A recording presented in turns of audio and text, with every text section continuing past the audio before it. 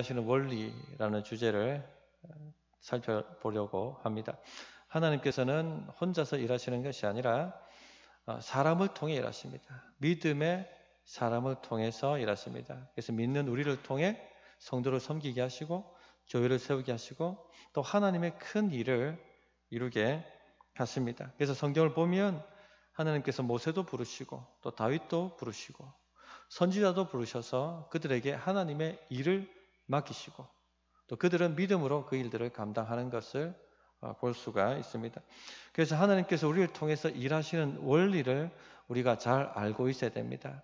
하나님께서 우리를 통해서 일하시는 원리를 잘 모르면 우리는 우리 힘과 우리 능력과 우리 노력과 우리의 방법으로 뭔가를 이루려고 합니다.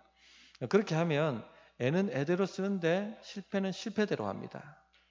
심지어는 낙심하게 되죠. 믿음이 떨어지게 됩니다. 믿음이 흔들리게 됩니다. 그래서 하나님이 우리를 통해서 일하시는 원리를 알아야 합니다. 하나님이 우리를 통해서 일하시는 원리를 알면 지금 우리가 연약하고 부족하고 눈에 보이고 손에 잡히는 것 없어도 낙심하지 않고 끝까지 하나님을 믿고 하나님을 의지하고 하나님의 역사를 이루어낼 수가 있습니다. 오늘 우리가 다룰 본문은 너무나도 유명한 오병이어 기적의 이야기입니다. 이 말씀을 통해 하나님께서 우리를 통해서 어떻게 일하시는가 하는 그 사역의 원리들을 살펴보시고 우리 삶에 적용해서 하나님의 역사가 일어나는 그런 삶이 되시기를 바랍니다. 첫째, 하나님은 때때로 불가능한 일을 하라고 명령하신다는 것입니다. 자, 지금 보십시오. 날이 저물어 가자 제자들이 예수님께 나와서 저녁을 먹을 때입니다.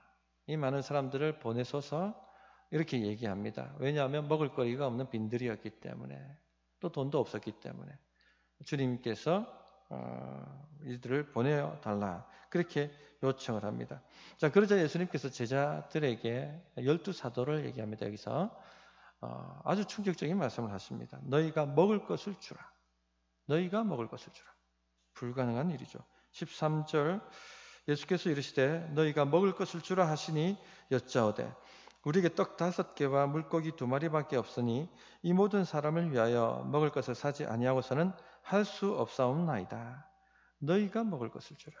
어떻게 제자들이 이들을 먹일 수가 있습니까? 자신의 힘으로는 할 수 없는 불가능한 일을 하라고 주님께서 말씀하고 있는 것이죠.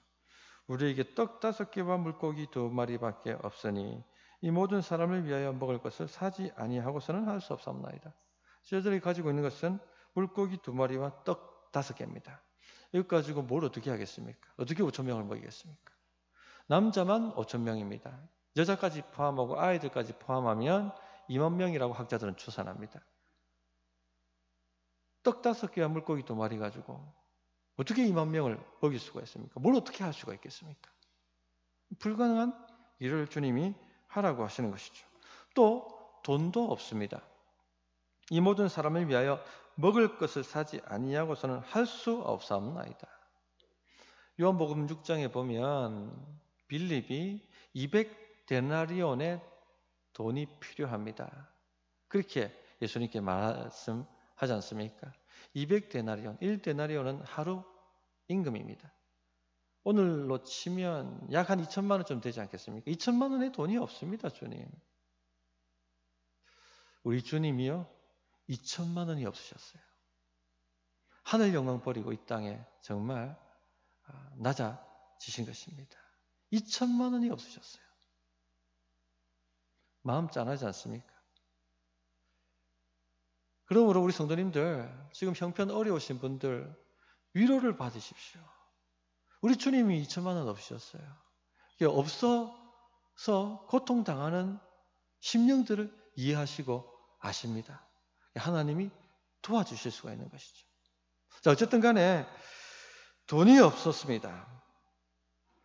또 돈이 있더라고 하더라도 살 수 있는 곳이 없습니다. 여기는 빈들이었습니다. 불가능한 일을 지금 주님이 만들어 놓고 하라고 하시는 것이죠. 장난치시는 것일까요? 우리를 놀리시는 것일까요? 절대 그렇지 않습니다. 우리 주님이 뭔가 하라고 하실 때 그것은요, 헛말이나 빈말이 아닙니다. 뜻이 있기 때문에 하라고 하시는 것입니다. 자, 베드로를 부르실 때 한번 생각해 보십시오. 깊은 곳에 가서 그물을 던지라. 그렇게 말씀하셨습니다. 업 전문가인 베드로가 보기에는 불가능한 명령이었습니다. 낮에 깊은 곳에 물고기가 모이지 않습니다. 그곳에 그물을 던져봤자 물고기는 잡히지 않습니다. 불가능한 일을 하라고 말씀하신 것이죠. 그런데 베드로는 그 불가능한 일을 순종합니다. 그리고는 엄청난 하나님의 역사를 경험하죠. 기드온을 한번 생각해 보십시오. 미디안 족에게 그 당시 이스라엘 백성들은 정복당해서 착취당하고 있었습니다. 수확만 하면 미디안 족들이 내려와서 다 그냥 걷어 가버리고 그런 시절이었죠. 하나님의 사자가 기드온에게 나타나서 큰 용사여 이스라엘 백성을 이 미디안의 손에서 건져내라 그렇게 말씀을 하십니다. 불가능한 일이었습니다. 그것도 300명의 용사를 가지고 수만의 미디안 족을 치라고 말씀하셨어요. 불가능한 일입니다. 그런데 우리가 잘 알고 있듯이 기드온은 그 말씀을 순종합니다. 그리고 일어났던 놀라운 하나님의 역사 아마도 다 잘 알고 계실 것입니다. 이처럼 하나님께서는요, 우리에게 불가능한 일을 하라고 때때로 요구하신다는 것입니다.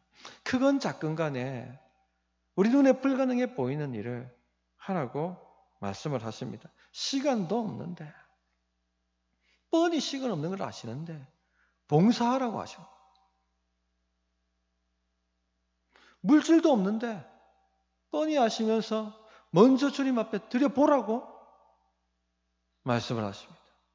아무것도 눈에 보이는 것도 없고 손에 잡히는 것도 없는데 사업을 일으키라고 말씀하세요. 불가능한 일이죠. 이런 감동이 예배 가운데 오기도 하고 기도 가운데 오기도 합니다. 그럼 우리 성도님들 깨어서 예배하고 깨어서 기도하실 필요가 있어요.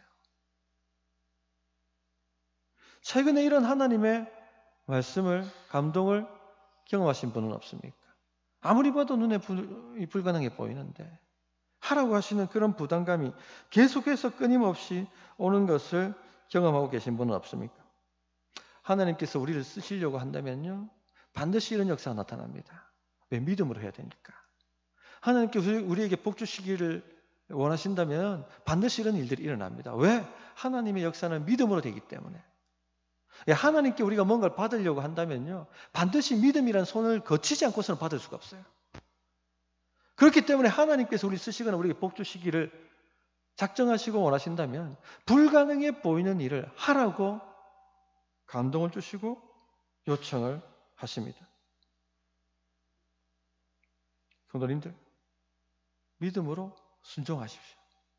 이런 감동과 이런 부담감은 일종의 믿음의 테스트입니다. 믿음의 테스트. 오늘 말씀이 기록된 다른 복음서 아까 말씀드렸던 요한복음 6장을 보면 예수님께서 빌립에게 우리가 어디서 떡을 사서 이 사람들을 먹이겠느냐 이렇게 물어보셨어요. 내가 지금 이 사람들을 먹여야겠다. 너희가 먹을 것을 주라. 그럼 어디서 이 떡을 사서 이 사람들을 먹이겠느냐? 빈들입니다. 이렇게 말씀하신 거죠. 불가능한 것을 얘기하신 것이죠. 근데 이렇게 말씀하신 이유가 신이 어떻게 하실지를 아시고 빌립을 시험하고자 하심이라 이렇게 말씀하셨어요. 한마디로 일종의 믿음의 테스트인 것이죠. 주님은 어떻게 하실지 잘 알고 계세요. 그런데 어떻게 반응하는지 그 믿음을 보시는 것입니다. 믿음으로 순종하는지 주님 말도 안 되는 일 말씀하시지 마세요. 되지도 않는 일 하라고 하지 마세요.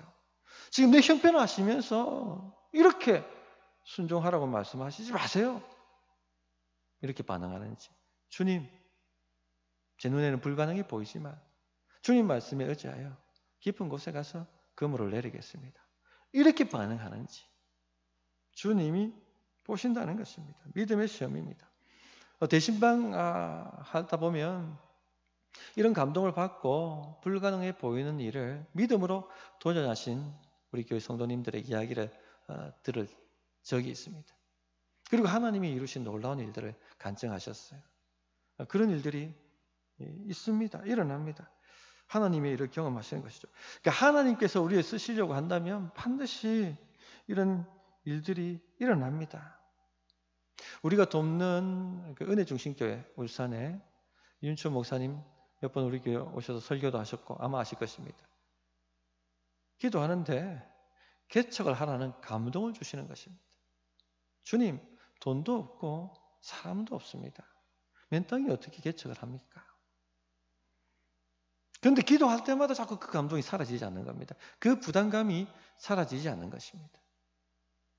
이게 진짜 하나님이 말씀하고 계신 것인지 아니면 지금 그냥 내 생각인지 테스트를 해봐야겠다. 금식하고 한 2주간을 금식했던 것 같아요. 금식하면서 기도하는데도 불구하고 그 감동이 사라지지 않는 것입니다. 좋습니다, 주님. 사람도 없고 돈도 없고 눈에 보이는 것도 없고 손에 잡히는 것도 없지만 주님 말씀 의지해서 실행해 보겠습니다. 하고 개척에 뛰어듭니다. 얼마나 두려웠겠습니까? 두렵거든요, 솔직히. 손에 잡히는 거 없고 눈에 보이는 것 없으면. 그리고는 막 이제 이 우유곡절이 있어요. 막 어려운 일들이 막 폭풍처럼 지나갑니다. 그리고 난 다음에 유 목사님이 하신 간증이요. 목사님, 하나님의 교회 세우는 거 사람이 하는 것 아닙니다. 하나님이 하시는 것입니다. 사람이 없으니까 사람을 보내주시고 돈이 없으니까 돈을 보내주셨습니다. 제가 한 것은 순종한 것밖에 없습니다. 이런 간증을 하셨습니다. 성도님들, 우리 눈에 아무리 불가능해 보이는 일이라 할지라도 주님이 하라는 감동 주시면 순종해 보십시오. 놀라운 하나님의 역사를 경험하게 되실 것입니다. 둘째, 하나님은 우리의 강함이 아니라 우리의 약함을 사용하신다 하는 것입니다. 사람들은 하나님께서 권세 있는 사람, 또 아주 재물이 많은 사람, 능력 있는 사람, 사회적으로 크게 성공하고 실력 있는 사람을 사용하실 것이다. 그렇게 생각을 합니다. 그죠? 그런데 실제는 그렇지 않습니다. 하나님은요, 약한 사람들을 사용하세요. 예수님의 제자들을 보십시오. 어부들이었고 또 세리들이었습니다. 그 시대의 아웃사이더였습니다.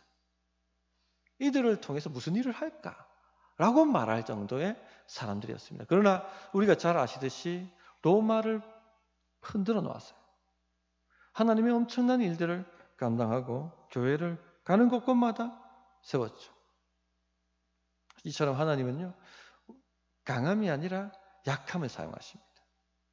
그래도 하나님은 우리가 강할 때 사용하시겠지. 또 그렇게 생각을 하십니다. 내가 진짜 최고점에 이르렀을 때 내 전성기를 하나님이 사용하시겠지. 그렇게 생각하시는데요. 그것도 틀렸습니다.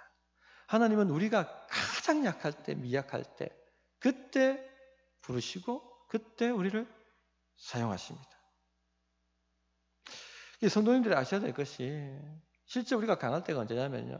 하나님밖에 바랄 수 없는 상황이 되었을 때 그때가 실제 가장 우리가 강할 때입니다. 그게 진짜 하나님의 역사가 나타난 때죠. 자, 지금 이 제자들이 어떤 상태인지 아십니까? 강할 때가 아닙니다. 지난주 말씀드렸습니다만 수주일 동안 갈릴리 여러 마을을 두루 다니면서 사역을 했습니다. 여행을 했습니다. 그리고 막 지금 복귀한 때입니다. 육체적으로 영적으로 완전히 고갈된 상태입니다. 피곤에 쪄드는 상태예요. 오늘 10절을 보시면 예수님께서 제자들을 데리시고 어디로 가셨어요? 따로 12사도만 딱 떼서 따로 벳세다라는 고을로 떠나가셨다 되어 있죠. 이 벳세다는 이방 지역입니다. 갈릴리를 벗어나서 사람들이 따라오지 않는 이방 지역으로 12사도만 턱 떼고 갔다는 것입니다. 왜 떼어갔을까요? 마가복음 6장 31절에 보면 이유가 나와 있습니다. 이르시되 너희는 따로 한적한 곳에 가서 잠깐 쉬어라. 쉬게 하시려고. 너무 지쳤고 피곤하기 때문에. 그런데 어떻게 이 소문을 들었는지 무리들이 이 베세다까지 쫓아온 것입니다. 5천 명, 아예까지 치면 2만 명이라는 이 큰 무리가 주님이 베세다에 가셨다는 얘기를 듣고는 거기로 막 쏟아져 들어온 것이죠. 예수님께서 이 무리들이 목지 없는 양처럼 저렇게 유리방황하는 것이 너무나도 안쓰럽고 불쌍하셔서 쉬는 것을 포기하시고 다시 사역을 하셨어요. 말씀을 전하시고 또 수많은 병자들을 고치셨고. 근데 제자들은 얼마나 피곤했겠습니까? 이 피곤에 완전히 지친 제자들이 하루 종일 또 사역하고 난 다음에 주여 이제 저녁이 되었습니다. 이제 이들을 식사해야 되지 않겠습니까?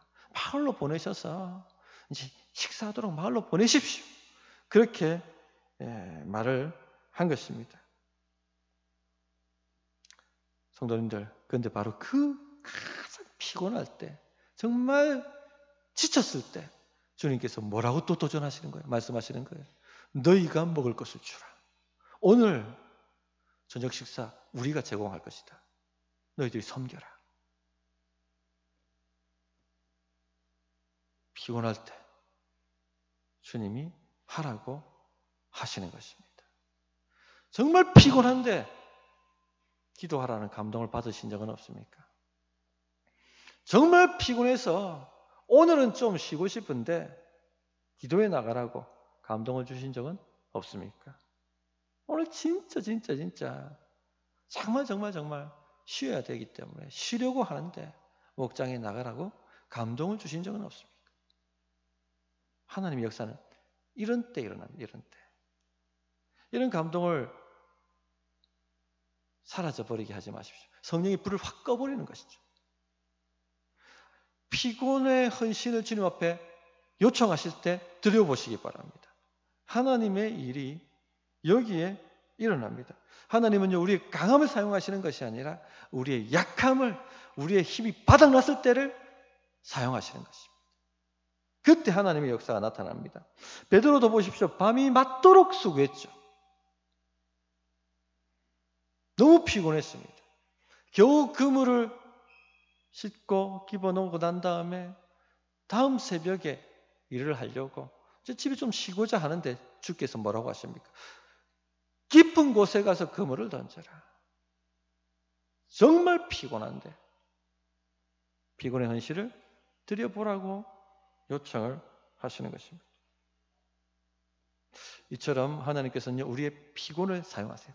약함을 사용하셔서 주의 강함을 드러내기를 기뻐하십니다. 그러므로 그런 감동이 온다면 절대 흘려보내지 마세요. 또 하나님께서는 우리의 부족함을 사용하셔서 하나님의 풍족함을 드러내십니다. 자, 예수님께서 5천 명을 먹이시는데 사용하신 것이 뭐죠? 오병이어입니다. 너무나도 부족한 것이죠. 이거 갖고 무슨 일을 할 수 있겠습니까?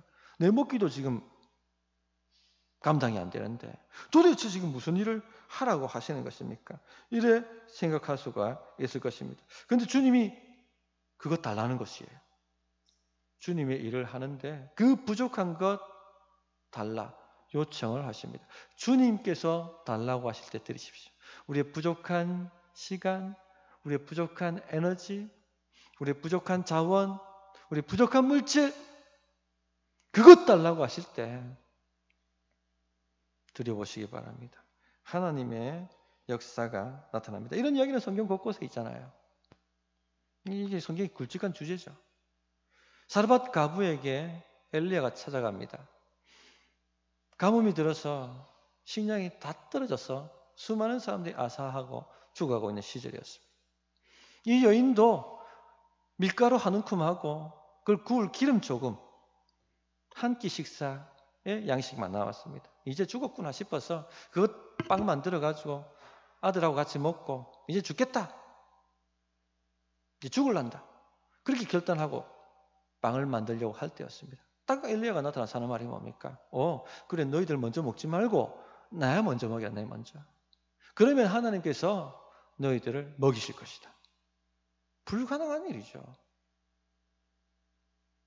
지금 내 먹을 것도 없는데 당신 만들어 주고 나면 도대체 뭘 가지고 나 뭘로 먹으란 얘기야. 이런 마음이 들지 않겠습니까? 이 부족한 것 갖고 어떻게 당신과 나를 먹일 수가 있단 말인가. 그런데 주님이 달라고 하시는 거예요. 내가 할 테니 너는 순종만 하면 된다. 그러자 그 여인이 순종합니다. 그 부족한 것을 하나님께 온전히 드리자. 결과 다 아시지 않습니까? 가뭄이 끝날 때까지 기름병이 마르지 않고 밀가루 통에 밀가루가 떨어지지 않았습니다. 먹고 사는 것이죠. 놀라운 하나님의 역사를 경험했습니다. 하나님이 이런 약함을 사용하고 부족함을 사용하시는 거예요. 그러니까 이게 이제 믿음의 테스트인 거죠. 순종할 수 있느냐 없느냐. 하나님을 믿고 순종하느냐 안 하느냐. 사도 바울의 고린도 후서에도 이 원리가 나와 있죠. 고린도 후서 12장 9절 10절에 보면 나에게 이르시기를 내 은혜가 내게 족하도다. 이는 내 능력이 약한 데서 온전하여짐이라 하신지라. 그러므로 도리어 크게 기뻐함으로 나 여러 약한 것들에 대하여 자랑하리니 이는 그리스도의 능력이 내게 머물게 하려 함이라. 그러므로 내가 그리스도를 위하여 약한 것들과 능력과 궁핍과 박해와 곤고를 기뻐하노니 이는 내가 약한 그때에 강함이라. 사도 바울은 육체에 가시가 있었습니다. 안젤이라고도 하기도 하고 간질이라고 학자들은 생각합니다. 주님 이것만 없다면 내가 주님께 더 큰 영광을 드릴 텐데, 주님 이것만 없다면 제가 더 능력 있게 사역할 텐데요. 좀 이거 좀 가져가 주십시오. 그렇게 3번이나 주님 앞에 부르짖고 기도했습니다. 그런데 주님께서 뭐라고 하셨어요? 나는 너의 강함을 사용하는 것이 아니고 너의 약함을 사용하여 나의 강함을 나타낸단다. 네가 약할 그때 네가 온전해진다. 그렇게 말씀을 하셨습니다. 성도님들, 하나님은 우리의 약함을 사용하세요. 우리의 부족함을 사용하십니다. 우리 약함을 사용하셔서 주의 강함을 드러내시고 우리의 부족함을 사용하셔서 주의 풍성함을 드러내십니다. 이걸 깨닫고 난 다음에 사도 바울이 관점이 완전히 바뀌지 않습니까? 난 도리어 나의 약함을 자랑하리라. 내가 약할 그때에 강함이라. 그렇게 완전히 관점을 바꿉니다. 성도님들, 하나님의 역사는요, 우리 인간적 힘이 바닥났을 때, 우리 인간적 자원이 바닥을 났을 때, 그때 드러납니다. 그러므로 지금 내가 부족하고, 지금 내가 약하고, 지금 내가 좀 모자란다고 낙심하지 마세요. 오직 하나님을 의지하고 하나님만 바라보십시오. 그러면 됩니다. 아멘이십니까? 셋째, 제자들은 믿음으로 순종하고 자신의 약함을 주님께 드림으로 믿음의 반응을 합니다. 이것이 우리가 해야 될 반응입니다. 자, 14절을 보십시오. 제자들에게 이르시되 때를 지어 한 50명씩 앉히라 하시니. 자, 예수님께서 때를 지어 한 50명씩 무리들을 앉히라고 얘기를 했어요. 오늘 저녁 식사가 제공됩니다. 풍족하게 제공되니 50명씩 앉아주십시오 하고 제자들이 나가서 무리들을 이렇게 그룹 지어서 앉히도록 그런 사역을 해야 했습니다. 진짜 한번 생각해 보십시오. 우리 그런 요청을 받았다고 생각해 보십시오. 5병이밖에 없는 거 알고 있어요. 근데 주님께서 나와가지고 오늘 저녁이 풍성하게 공급될 테니까 식사 대용으로 앉으십시오. 그 일을 시켰단 말입니다. 믿음 없으면요 절대 나가서 그렇게 못합니다. 뻔하게 5병이밖에 없는 거 아는데 어떻게 그 일을 합니까? 근데 제자들이 나가서 하죠. 50명씩 앉힙니다. 믿음의 행동이죠. 그래서 여기서도 또 발견하는 것이 항상 하나님의 역사가 나타나려면 믿음의 행동이 먼저 들어가야 된다 하는 것을 또 보게 하십니다. 자, 제자들이 믿음으로 순종합니다. 50명씩 앉히고 5병이를 주님 앞에 드립니다. 그러자 주님께서 어떻게 하시죠? 16절 17절 예수께서 떡 5개와 물고기 2마리를 가지사 하늘을 우러러 축사하시고 떼어 제자들에게 주어 무리에게 나누어 주게 하시니 먹고 다 배불렀더라. 그 남은 조각을 12바구니에 거두니라.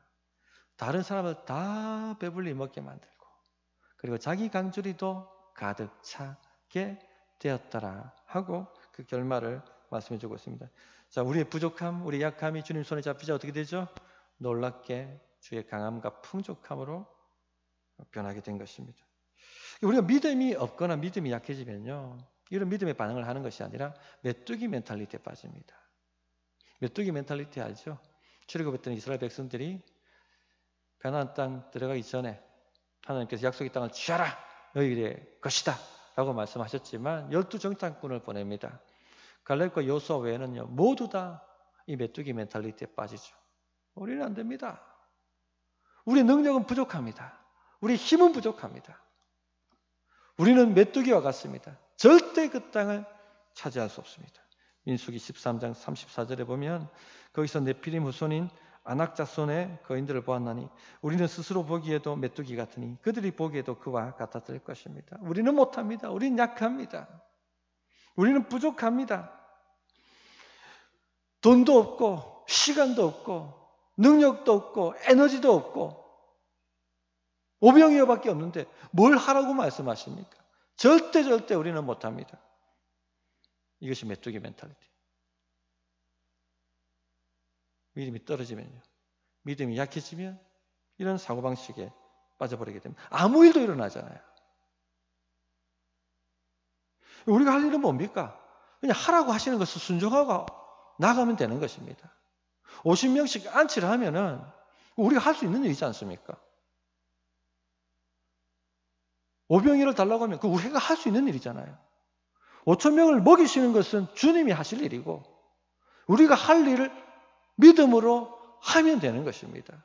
이 제자들이 한 일이 뭡니까? 나가서 50명씩 앉아 주십시오. 오늘 식사가 제공됩니다. 그리고 오병이어 주님 앞에 드리고 떼주는 것 받아가지고 나눠주고 밖에 없습니다. 할 수 있잖아요, 그거는. 믿고 순종할 수 있는 일입니다. 우리가 할 일은 뭡니까? 주님이 하라는 것을 믿고 순종하는 것입니다. 가난에 들어가라 하면 믿고 들어가면 되는 것입니다. 이기게 만드는 것은 주님의 영역이에요. 그러므로 성도님들, 주님이 불가능한 일을 하라고 감동 주실 때 우리가 할 일만 하면 되는 것입니다. 나머지는 주님이 하실 영역이에요. 그것까지 걱정해서 안 된다라고, 우리는 할 수 없다라고 그렇게 말할 필요가 없다는 것입니다. 그런 멘탈리티에 빠질 이유가 없는 겁니다. 주님, 제 눈에는 불가능해 보이지만 주님이 하라고 하시니까 나가겠습니다. 50명씩 앉히겠습니다. 그리고 떼주는 건 나눠주겠습니다. 그러면요, 하나님의 영광을 보게 하십니다. 그래서 성도님들, 주님께서 우리의 피곤을 달라고 하시면 피곤을 드리십시오. 그 드리는 거 할 수 있지 않습니까? 우리 부족한 거 달라고 하시면 할 수 있잖아요. 그거. 나머지는 주님이 하실 일이죠. 그러므로 우리가 할 수 있는 최선을 다하고 나머지는 주님 앞에 맡기십시오. 하나님의 역사 나타납니다. 말씀을 정리합니다. 오늘 하나님께서 우리를 통해서 일하시는 사역 원리에 대해서 함께 나눴습니다. 첫째, 하나님은 때때로 우리에게 불가능한 일을 하라고 요구하십니다. 믿음의 테스트입니다. 기도했는데도 불구하고 감동이 사라지지 않고 여러 번 테스트 해봤는데도 그 부담감이 사라지지 않는다면 믿음으로 한번 해보십시오.